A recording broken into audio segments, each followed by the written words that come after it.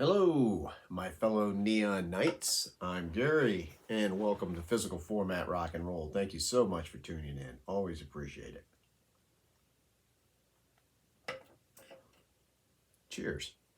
So this is another episode of Vinyl Finds, different records that I find out in the wild.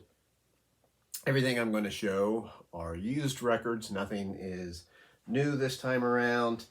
And I actually divided this up. I'm always on the hunt whenever I get a chance, get a few bucks to add to my collection. Really trying to build up my collection. So a lot of times it's easier getting some used ones. I buy new and used. I get both. So I divided this up actually because I've gotten a decent amount of records lately, and I didn't want to show them all in one video because it would take too long. Anyway, so here's what I got. First off, found this. I know this isn't that hard to find, but it's not necessarily in good condition when you do find it. This is Pleasure Victim by Berlin. This is from I think 1982 on Geffen Records. Of course, this has the Metro and Masquerade on it, so this is easily one of their best albums, and I finally found a good copy of that, so I was happy about that one. And then I found this one, Passion Works by Heart. Honestly, I don't normally see this one out there very much, so I was really happy to find this, and it's in really good shape.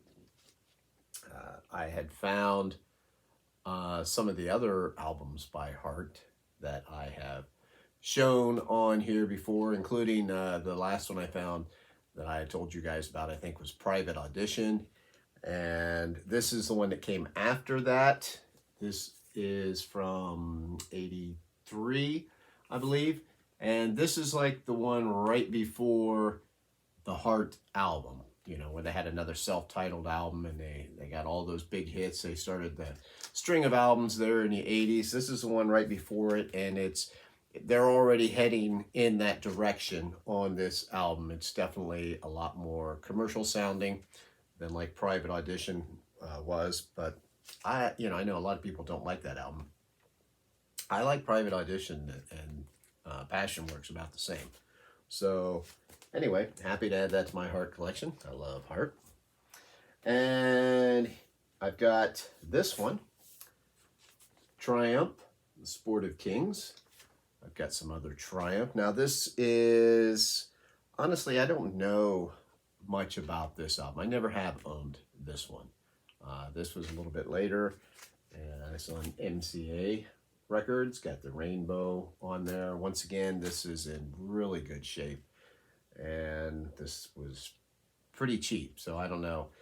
Some of you, I haven't even listened to it yet. Some of you out there might let me know, does this album suck, or is it's got to have something worthwhile on it. It's Triumph, for Pete's sake, right? So I know it's going to have some good songs, definitely worth a few bucks for a record that was in great shape.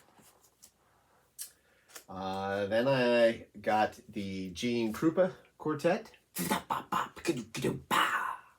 right? Famous drummer, well known for being doing an amazing job on the hi-hat. I know that sounds kind of, silly, but if you go on YouTube and watch some of the videos of Gene Krupa just playing on a hi-hat, you'll be amazed.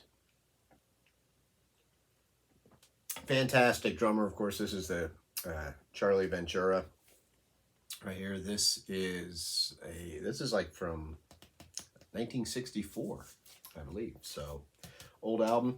Now this one, the album is not as in a good a shape as some of the others, but it's on this cool Verve Records. I love that label, but it's still in pretty good shape. It's got a little bit of pop to it, not too much. I clean it up. I'll clean it up again. Definitely was worth me picking that up. Then here's another one that I know some of you will scratch your heads about, but that's okay. Janis Ian. I got this one. This is called Present Company. This is my second album of hers that I bought. And, you know, it's kind of more on the folk side there. It's on that Capitol Records. And I don't know, I like her voice. I kind of, when I'm in the mood for it, it's pretty cool. This is from the 70s, earlier 70s. And Chris Proffi's the one that turned me on to that. And then here's one of Aaron Muth Alamere's guys, Greg Kinn Band. Once again, this was in really good shape. And let me see if I can get this out of here. This is Citizen Kinn. Greg Kinn always liked to have all those little puns on his name. And as you can see, I mean, I put a cover over it, but this still had the shrink wrap was still on this album. It still had that hype sticker on there and everything. And I would, you know, a lot of times you can find these Greg Kinn records for fairly cheap.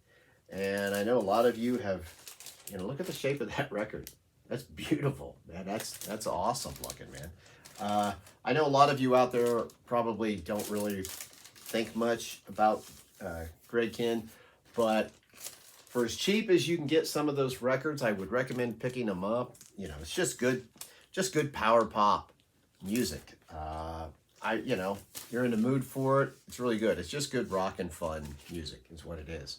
I like it. Next, I got the Nails, Dangerous Dreams. So this is on RCA. This is in good shape.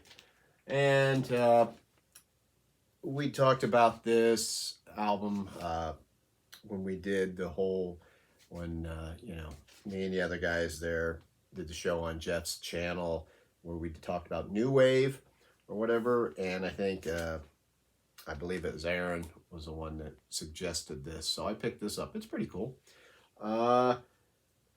You know, I hadn't listened to it a whole lot. I don't know. Everybody seems to have a different opinion of kind of what it sounds like, but I like it. The singer, in a way, at times reminds me of, I can't think of his name, but the singer from Wall of Voodoo. But, you know, it's pretty cool. This is like from 86, 85, 86, somewhere right around that time period.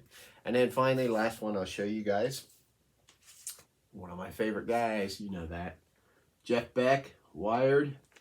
You know, it's got this, unfortunately, you know how like record stores like to put stickers on the damn jackets. So that's what that was. That was a freaking sticker that I couldn't get that off without doing that. So that kind of pissed me off because otherwise it looked pretty good. But the record itself, I'm not going to take it out of here, but you can kind of tell through there. Record, great shape. I've already played this. Not my favorite Jeff Beck record, but definitely worth owning it. You know, it's still got some great stuff. This is the album that came after Blow by Blow. This is when he was kind of still doing the little bit of kind of like jazz fusion style music, but putting his spin on it. And plus, what an album cover. That's why, I guess that's why it makes me mad that that little rip is on there, because I love that album cover. Might not be my favorite Jeff Beck album, but I like it, but it's one of my favorite Jeff Beck album covers for sure. Definitely cool. So anyway, hey, that's what I picked up last time around. I'll be making another one before long of some of the other crap that I've got recently, so I can show you. I'm behind on a couple reviews I need to do. I got to listen to some stuff a little bit more before I can bring it to you guys. But anyway, thank you so much for tuning in. I really appreciate all you guys that watch the channel and all the people that subscribe and the comments. I love all the comments. There's always a few of there, get some good conversation. So, you know, hey, what do you think of some of these albums? What have you picked up lately? You know, whatever you want to talk about. I don't care. What about the beer? Whatever. I'm Gary. This is Physical Format Rock and Roll. Remember, I am on Twitter and Facebook. Until the next time, my rock and roll friends, I will see you down the road.